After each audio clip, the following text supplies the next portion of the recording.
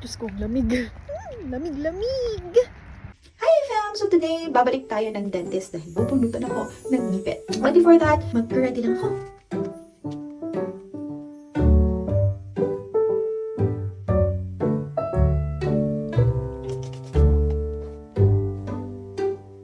Before anything else, mag-coffee muna tayo. Hindi naman ako talaga nagpe-breakfast, kaya lang, kasi naka-IF ako. Kaso, syempre, bubunutan tayo. Kailangan natin ng energy. Baka mahimatay tayo, bigla doon, diba sis? Pero, ayun. So, bago man lang ako umalis, nag-work muna tayo, diba? Para may anda tayo naman pang gastos. Oh, yes, nag-work po tayo. Tsaka dyan na rin ako nag-breakfast habang nag-work. And then, nag-attend lang ako ng meeting saglit. Ang ganda ng weather today. Umulan siya kaninang umaga, pero okay naman na. Ayan, nakita nyo may rabbit pa sa harapan namin. Tapos, ayan, ginawa ko yan for fall. Abangan nyo kung paano. Ayan, pagkatapos ng lahat, lumabas na ako ng bahay. Ang lamig-lamig pa. Grabe. At yun nga, usapan namin ni Aiden, magkikita kami sa likod kung saan ko siya hinahatid. Parang wala pa. So, ayun, pumunta ako sa harapan sa may admin office para tignan ko siya. Ayan, so kung nagtataka kayo bakit kami nag-Uber, pwede naman kami mag-bus, and then nag-bus kami pabalik papuntang bahay. Since papunta kami ng clinic, syempre nag-Uber kami kasi natatakot ako baka kami mali. Yun nga, maaga kaming dumating mga an hour. Kaya kumain na muna kami ng lunch. Tapos, pagkatapos nun, dumiretso na kami sa clinic. Na-miss to ni Aiden, shake fries ng McDonald's. Kaso wala silang barbecue. Kinuha namin ramen. Magkalasa lang sila ng barbecue. Masarap naman siya.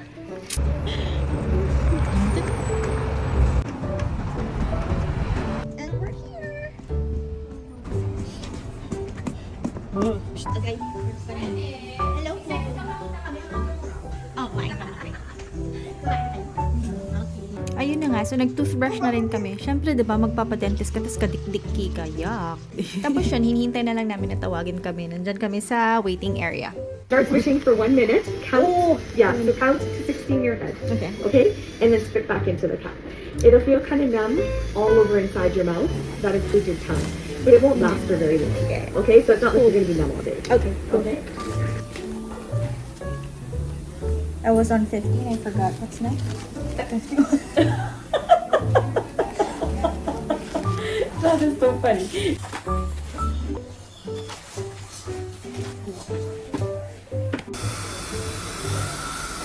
You open big? Open really big?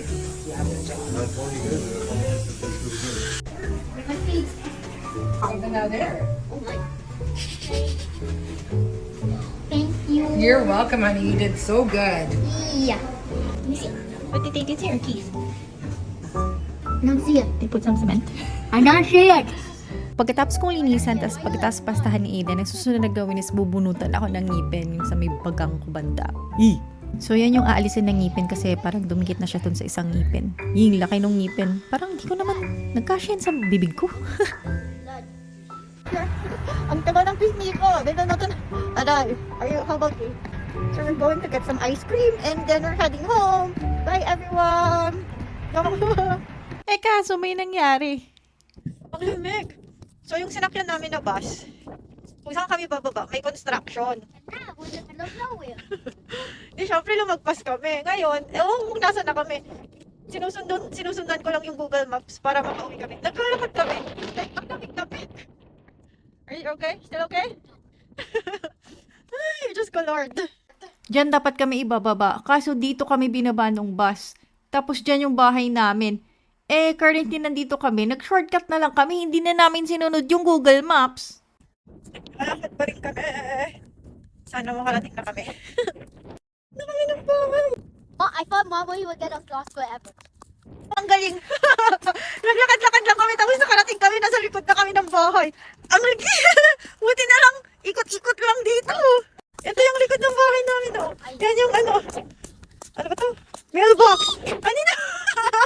Yay! You almost got us lost! Ingay naman ito. Oh. We arrived safe and sound. Yay! We almost got lost because of Mommy. What's up? Ayan na yung bahay namin. Yay! Ay, salamat. Got a lot of weeds